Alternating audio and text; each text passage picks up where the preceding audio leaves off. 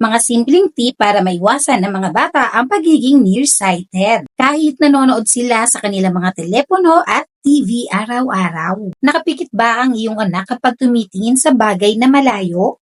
Nagrereklamo na pagod, nahihirapan ng mga mata kapag nag-aaral?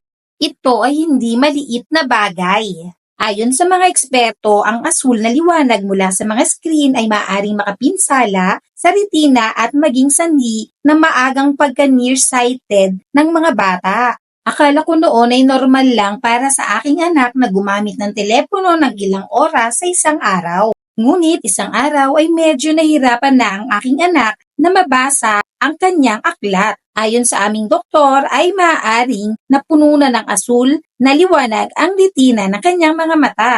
At kung hindi naagapan ay maaaring magsuot na siya ng salamin habang buhay. Mabuti na lang at nadiskubre ko ang lutein gummies. Nakatulong ito sa kalusugan ng mga mata ng anak ko. Isang gamis lang kada araw.